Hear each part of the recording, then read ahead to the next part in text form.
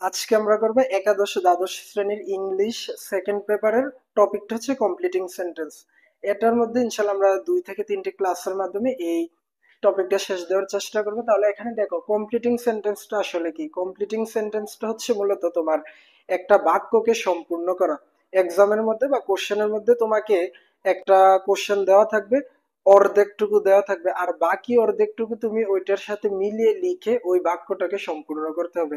এটা হচ্ছে মূলত কমপ্লিটিং সেন্টেন্স। তাহলে কমপ্লিটিং সেন্টেন্সের মধ্যে অনেকগুলো রুল রয়েছে, কিন্তু যেগুলো আমাদের বারবার বোর্ড কোশ্চেনে এসে থাকে ওইগুলা নিয়ে আমরা ডিসকাস করবো। তাহলে প্রথম রুলটা হচ্ছে দেখো, ইফ যুক্ত বাক্য। ইফ যুক্ত বাক্যটা কোনগুলো, যে শর্তমূলক বাক্য বোঝায়। আর যে কোশ্চেনটার মধ্যে তোমার ইফ থাকবে এটা হচ্ছে মূলত কন্ডিশনাল সেন্টেন্স।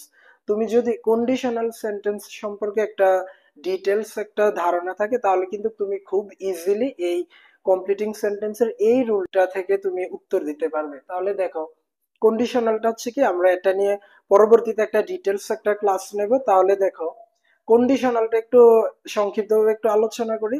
কন্ডিশনাল হচ্ছে মূলত শর্তমূলক বাক্য। কন্ডিশনাল হচ্ছে 4 প্রকার। একটা হচ্ছে ফার্স্ট কন্ডিশনাল, একটা সেকেন্ড কন্ডিশনাল, একটা থার্ড কন্ডিশনাল, আর একটা হচ্ছে জিরো কন্ডিশনাল। এই 4টা হচ্ছে কন্ডিশনালের সেন্টেন্স বা নিয়ম।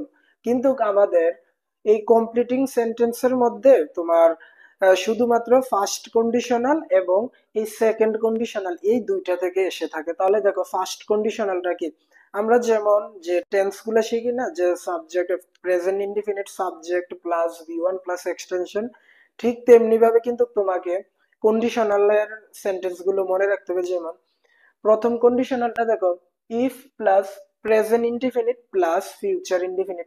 এটাকে সংক্ষেপে তুমি মনে রাখতে পারবে যে if plus present plus future. দ্বিতীয়টা হচ্ছে if plus past indefinite plus subject plus would could might plus V one plus extension. দেখো এটা থেকে কিভাবে কোশ্চেন আসে আর আমি কিভাবে উত্তরটা দেব। ইফ যদি বাক্যের মধ্যে বা কোশ্চেনের মধ্যে থাকে তাহলে আমার সর্বপ্রথম কাজটা হচ্ছে যে এটা কোন কন্ডিশনালে পড়েছে, তাহলে আমি ওই নিয়ম অনুসারে করতে হবে। আর যদি তোমার বাক্যের মধ্যে প্রেজেন্ট ইনডিফিনিটের অংশটুকু দেওয়া থাকে তাহলে তোমাকে ফিউচার ইনডিফিনিটের অংশটা লিখে বাক্যটাকে সম্পূর্ণ করতে হবে। অথবা ফিউচার ইনডিফিনিট থাকলে তোমাকে প্রেজেন্ট ইনডিফিনিট দিতে হবে।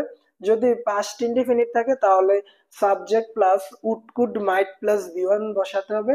আর যদি এটা থাকে তাহলে তোমাকে ইফ প্লাস পাস্ট ইনডিফিনিট বসাতে হবে। তাহলে দেখো আরেকটা নোট, নিয়মটা হচ্ছে যে এটা হচ্ছে ফার্স্ট কন্ডিশনাল আর এটা হচ্ছে সেকেন্ড কন্ডিশনাল। আর আরেকটা দেখো যে ইফ বাক্যের মাঝেও বসতে পারে, শুরুতে কখনো কখনো নাও থাকতে পারে। কিন্তু তোমাকে বুঝতে হবে যে এটা কোন টেন্সে রয়েছে। পুরোপুরি তোমার টেন্সটা যদি তুমি বুঝতে পারো তাহলে তুমি অটোমেটিক বুঝতে পারবে যে এটা কি ফার্স্ট কন্ডিশনাল হবে নাকি সেকেন্ড কন্ডিশনাল হবে। তাহলে এখানে দেখো একটা উদাহরণ, এগুলো সবগুলা কিন্তু board question. If a man sows good seeds, যদি একটা মানুষ বা একজন কৃষক ভালো বীজ বপন করে। এই অংশটুকু আর দেওয়া থাকবে না, আমি উত্তরটা সহ করে রেখেছি যাতে তাড়াতাড়ি আমি সলভ করতে পারি।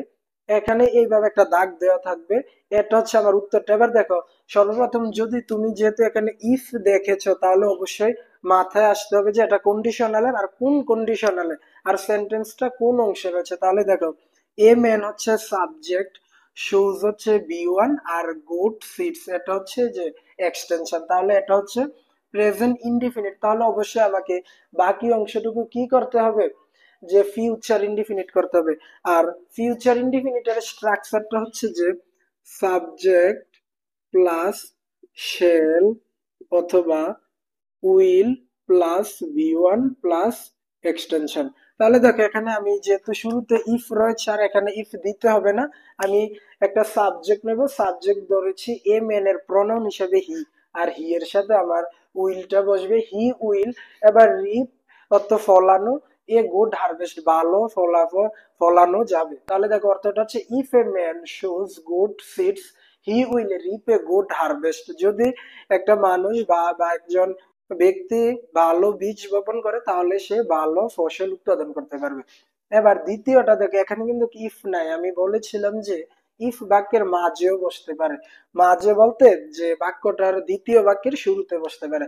হি কুড বি রিচ, দেখো এটা কোন কন্ডিশনালে রয়েছে, এটা হচ্ছে subject he, we, would, could, মাইটের হচ্ছে কুড বি, আর বি ওয়ান হচ্ছে রিচ। অর্থটা দেখে একটু, অর্থটা কিন্তু আমরা বুঝতে পারি। হি কুড বি রিচ, যদি সে ধনী হতে চায়, তাহলে দেখো এখন আমাকে এই অংশটুকু, যেহেতু এই অংশটুকু দেওয়া আছে, তাহলে আমি এই প্রথম অংশটুকু দিতে হবে।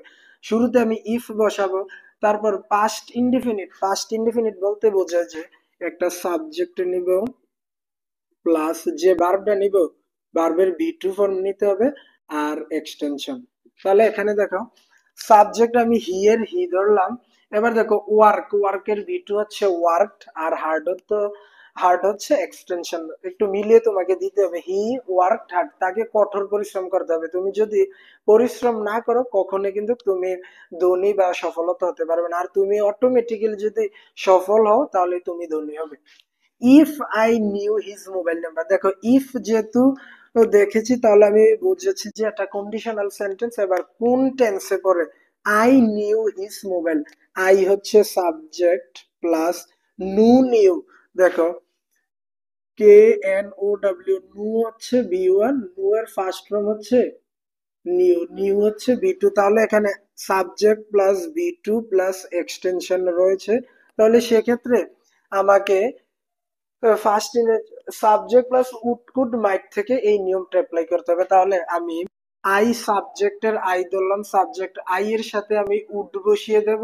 এবার টক, টক হচ্ছে বি ওয়ান, তাহলে আমি বি ওয়ান নিব, টক টু হিম, আমি তার সাথে কথা বলতাম।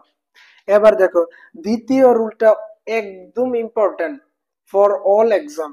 ইট ইজ হাই টাইম অথবা ইট ইজ টাইম যুক্ত বাক্যে আমরা কিভাবে উত্তর করব? Subject plus V two, two plus V one. তুমি ইট ইজ হাই টাইম অথবা ইট ইজ টাইম যুক্ত বাক্যকে তুমি দুইটা নিয়মে কিন্তু তুমি সলভ করতে পারবে। যেমন যদি দেখো একটা এক্সাম্পল করি আমরা, she said comma inverted comma শুরু ইট ইজ হাই টাইম। এই ইট ইজ টাইম পর্যন্ত থাকতে পারে, অথবা ইট ইজ হাই টাইম অথবা ইট ইজ টাইমের পর আবার সাবজেক্টও থাকতে পারে, টু ও থাকতে পারে। তাহলে যদি সাবজেক্ট থাকে, অবশ্যই তোমাকে বি টু ইউজ করতে হবে। যদি টু দেওয়া থাকে, তাহলে অবশ্যই তোমাকে বি ওয়ান বসাতে হবে, কারণ টু এর পর সর্বদাই বি ওয়ান বসে। আর এটা হচ্ছে, এটাকে টু প্লাস বি ওয়ান কে ইনফিনিটিভ বলা হয়। তাহলে দেখো, আর যদি শুধুমাত্র টাইম পর্যন্ত থাকে, তখন আমরা কিন্তু সাবজেক্টের নিয়মটাও দিতে পারবো, টু এর নিয়মটাও দিতে পারবো। তাহলে এখানে একটা দেখি, she said it is item, সে বলে এটাই উপযুক্ত সময়। দেখো এখানে কিন্তু সাবজেক্ট নাই, সেক্ষেত্রে আমরা উই ধরলাম, উইটা হচ্ছে সাবজেক্ট, তাহলে যে ভার্বটা নেব, ভার্বের বি টু ফর্ম নিতে হবে। স্টার্টের বি টু হচ্ছে স্টার্টেড আওয়ার জার্নি। দ্বিতীয়টা দেখো, smoking is ডিট্রিমেন্টাল to health, smoking হয় ধূমপানটা হচ্ছে যে স্বাস্থ্যের জন্য ক্ষতিকর। ইট ইজ হাই টাইম, এটাই উপযুক্ত সময়। যদি আমি সাবজেক্ট ইউজ করি, তাহলে দেখো এখানে কিন্তু আমি সাবজেক্ট ইউজ করেছি। ইউ, ইউ হচ্ছে একটা সাবজেক্ট, তাহলে আমি যে ভার্বটা নেব, ভার্বের বি টু ফর্ম নেব।